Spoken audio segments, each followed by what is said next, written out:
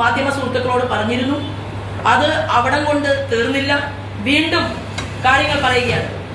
ഞാൻ പറയാൻ ആഗ്രഹിക്കുന്നത്, നന്ദകുമാർ കരുതുന്നത് പോലെ 1 കോടി കൊടുത്താലോ 2 കോടി കൊടുത്താലോ സ്ഥാനം കൊടുക്കുന്ന മാർക്സിസ്റ്റ് പാർട്ടിയോ കോൺഗ്രസോ അല്ല ഭാരതീയ ജനതാ പാർട്ടി. ഭാരതീയ ജനതാ പാർട്ടി എന്ന് പറയുന്നത് അതികഠിനമായി പ്രവർത്തിച്ചുകൊണ്ട് പ്രസ്ഥാനത്തിനകത്ത് നിന്ന് മുന്നോട്ട് പോവുകയും ആ പ്രസ്ഥാനത്തെ മുന്നേറ്റാൻ വേണ്ടി ആരാണോ പരിശ്രമിക്കുന്നത് ആ പരിശ്രമിക്കുന്ന ആളുകളെ കൃത്യമായി ഐഡന്റിഫൈ ചെയ്തുകൊണ്ട് ചുമതലകൾ കൊടുക്കുന്ന ഒരു പ്രസ്ഥാനമാണ് എൻ്റെ പ്രസ്ഥാനം. അത് പറയാൻ ഞാൻ ഈ അവസരത്തെ ഉപയോഗപ്പെടുത്തുകയാണ്. എനിക്ക് മനസ്സിലാകാൻ സാധിക്കാത്തത്, ഒരു സ്ത്രീയെ, പൊതുപ്രവർത്തന രംഗത്ത് നിൽക്കുന്ന ഒരു സ്ത്രീക്കെതിരെ ഇത്തരത്തിൽ യാതൊരു രേഖയുമില്ലാത്ത ഒരു ആരോപണം, കുറച്ച് പേപ്പറുകൾ പൊക്കിപ്പിടിച്ചുകൊണ്ട് ഈ പേപ്പറുകൾ കാണിച്ച് ഇതാണ് ശോഭാ സുരേന്ദ്രന്റെ ഭൂമി, ആ ശോഭാ സുരേന്ദ്രന്റെ ഭൂമി വാങ്ങാൻ വേണ്ടിയിട്ട് ഞാൻ ശ്രമിച്ചെന്നും അതിനുവേണ്ടി ഞാൻ മുന്നോട്ട് വന്നെന്നും പറയുന്നു. പിന്നെ മറ്റൊരു കേസ് പറയുന്നു, ഞാൻ ഡൽഹിയിലെ വലിയ ഒരാളാണ് എന്ന് അവതരിപ്പിക്കുന്നു. ഞങ്ങളുടെ അഖിലേന്ത്യാ ലീഡർ ജാവേദ്കർജിയുമായിട്ടുള്ള കാര്യങ്ങൾ പറയുന്നു.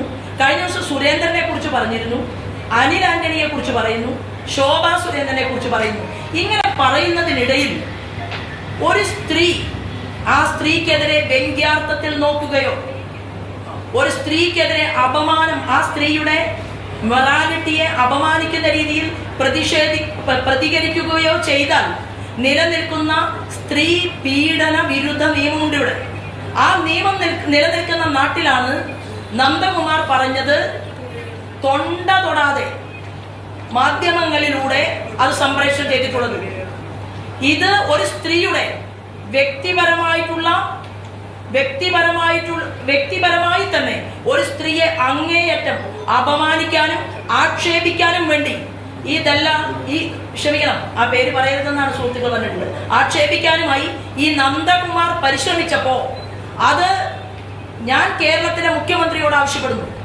കേരളത്തിന്റെ മുഖ്യമന്ത്രിയുടെ മകൾ വീണ 2ാമത് കല്യാണം കഴിച്ചപ്പോ സൈബർ ആക്രമണം ഉണ്ടായപ്പോ, അതിനെ തുടർന്ന് മറ്റൊരു സ്ത്രീക്കെതിരെയും സൈബർ ആക്രമണം ഉണ്ടായപ്പോ അന്ന് കേരളത്തിന്റെ പൊതുസമൂഹത്തിന്റെ മുന്നിൽ നിന്നുകൊണ്ട് മുഖ്യമന്ത്രി പറഞ്ഞതാണ്, കേരളത്തിലെ സ്ത്രീകൾക്കെതിരെ സൈബർ ആക്രമണങ്ങൾ പോലും നടത്താൻ ഞാൻ മുഖ്യമന്ത്രിയായിരിക്കുന്ന സമയത്ത് സമ്മതിക്കില്ല എന്ന് പറഞ്ഞ ആളാണ് കേരളത്തിന്റെ മുഖ്യമന്ത്രി പിണറായി വിജയൻ.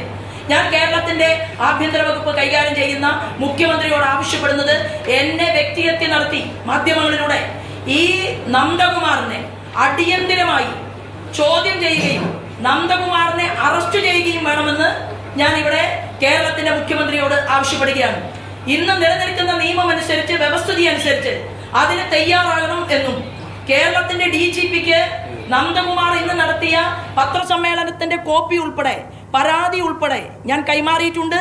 നന്ദകുമാറിനെ അറസ്റ്റ് ചെയ്യാൻ കേരളത്തിന്റെ DGP തയ്യാറാകണം എന്നും ഞാൻ ഈ സമയത്ത് ആവശ്യപ്പെടുകയാണ്. മറ്റൊന്ന്, ബഹുമാനപ്പെട്ട ജയരാജൻ പത്രസമ്മേളനം നടത്തിയിട്ട് തിരിച്ചു പോകുമ്പോൾ മാധ്യമ സുഹൃത്തുക്കൾ ശോഭാ സുരേന്ദ്രനെ കുറിച്ച് ചോദിച്ചപ്പോൾ ആ ബഹുമാനപ്പെട്ട ജയരാജൻ്റെ ശരീരഭാഷ കണ്ട കേരളത്തിലെ മുഴുവൻ മനുഷ്യർക്കും മനസ്സിലായിട്ടുണ്ട് ജയരാജന് ശോഭാ സുരേന്ദ്രനെ അറിയുമോ ഇല്ലയോ എന്നുള്ളത്. ഈ നന്ദകുമാർ എന്തിനാണ്, ഡേറ്റും സമയവും ഞാൻ നിങ്ങളോട് പറയാം.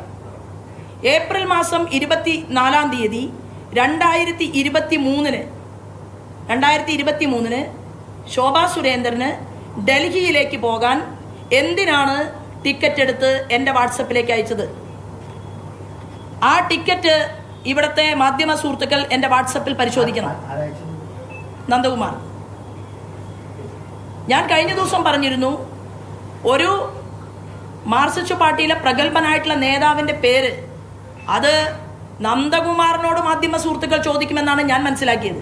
ഒരു സ്ത്രീയെ വ്യക്തിഹത്യ നടത്തുന്ന സമയത്ത് എൻ്റെ മാധ്യമ സുഹൃത്തുക്കൾക്ക് പോലും ഇത് അമ്മയാണെന്നോ പെങ്ങളാണെന്നോ ഉള്ള ഒരു തോന്നൽ ഉണ്ടായില്ല എന്നുള്ളത് വളരെ വേദനയോടുകൂടിയിട്ടാണ് ഞാൻ നോക്കിക്കാണുന്നത്. അതവിടെ നിൽക്കട്ടെ.